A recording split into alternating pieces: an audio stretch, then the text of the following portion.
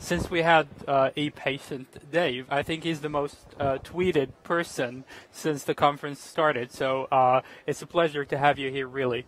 Well, thanks. And we talked earlier about the fact that you wanted to talk more and present something to the audience. So please feel free to talk about whatever you want to talk about. Well, I will not ask any questions. I will not post any questions.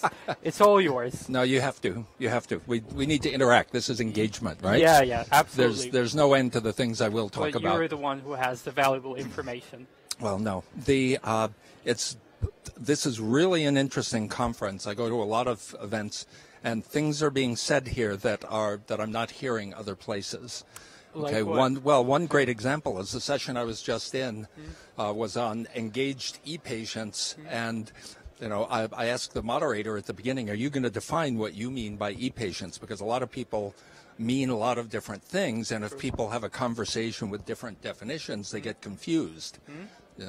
But they actually didn't. But what they had was 3 intense quantified self sort of stories where people are self-tracking, doing research, figuring out for themselves what's going on, not in contradiction to what doctors say, but in addition to. And in every case, what they did themselves added to the quality of the outcome, improved the outcome, accelerated the outcome, and what struck me is that when quantified self first came along, a lot of people, a lot of observers were saying, and this is a major risk with people who are only in it for the business and they don't know the customer reality.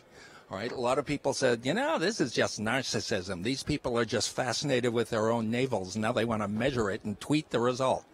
Well, that's not what's happening here. All right, what we're starting to see is the culture, the applications, the data environment are maturing in a way so that real, tangible, identifiable things are happening here.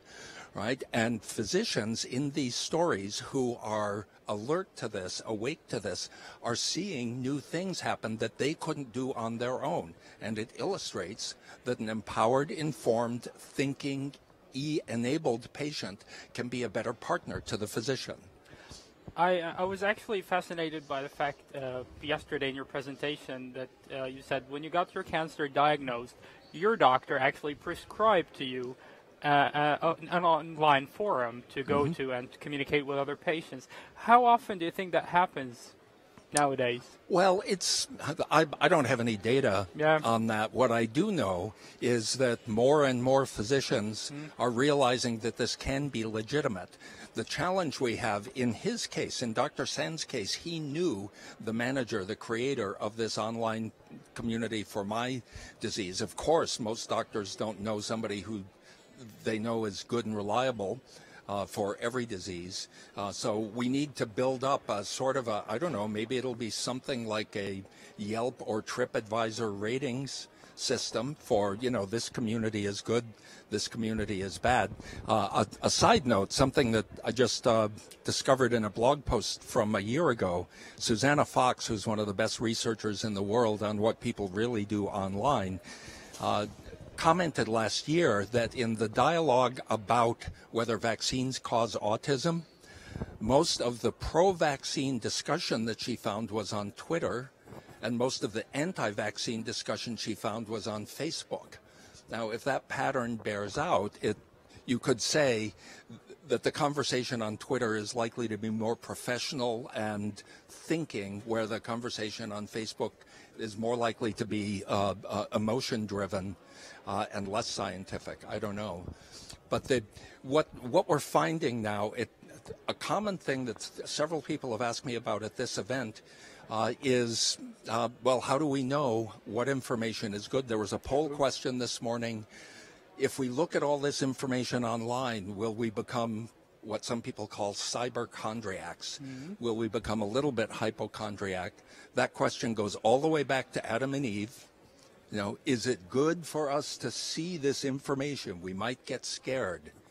Right? Well, that's a true sign of the culture changing and the front wave moving forward. the solution, obviously, as with, knowledge from the Garden of Eden, is not to keep people away for their own good, but to teach them to understand what's happening so they can have more ability themselves. I was also interested in asking you, there is no doubt that there is a lot of valuable information on social media. I mentioned Twitter and Facebook.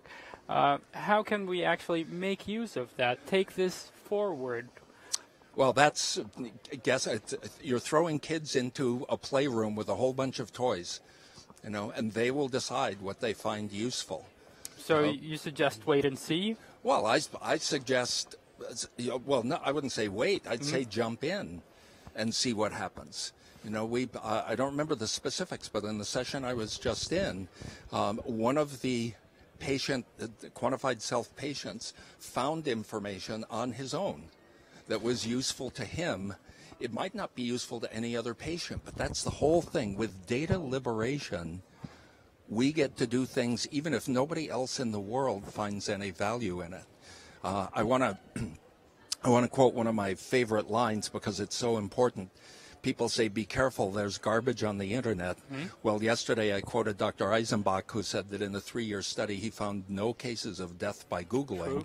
There is garbage on the internet, but also I'm fond of pointing out that I found my wife on the internet 15 years ago. That's beautiful. On Match.com. That's beautiful. But before I found her, I went through some suboptimal search results. True. Right? So there's gold out there, there's garbage out there, and part of what we're learning to do is how to be smarter information shoppers. It's important to filter the information, and well, of course. You don't have to wait for somebody to do it for you. You have to do it yourself. Well, it's also, to tie in with the Adam and Eve thing, I'm old enough to remember when email was new, and then when my parents started using it and grandparents started using it. And when everybody was new to email, there was a point in their life where they or one of their friends said, holy crap, I'm related to a Nigerian prince. I'm going to get rich. Wow. Well, then you discover, that's not what it looks like. And you learn to become smarter. That's really amazing. How shocking to you was your popularity here in Stockholm or in Sweden? Well, it's funny. This might sound a little odd. I try very much not to be, I'm not impressed with how much people are tweeting about what I say, because it's clearly not just that I'm such a charming guy. I mean, I'm no George Clooney or anybody of the sort. But what's interesting is what is it that people are hearing, right?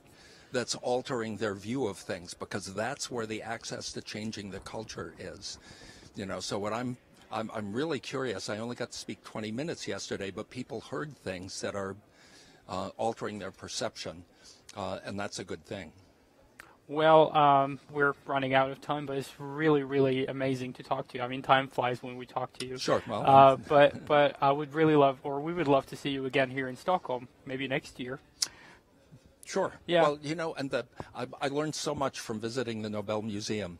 The science has a method, it has a process, it has a timeline, which is good and rigorous and robust. But there are also things in the culture of science that are clearly flaws, because they incorrectly block new knowledge, sometimes for decades. We need to understand together, as scientists and citizens, what's happening when the system fails like that. Because just releasing that discovered but suppressed truth will produce new value. Thanks a lot for your time, and it's great to see you here. Okay. So with that, we're going to take a break, and we're going to be back for the last sending after the break. Thanks a lot.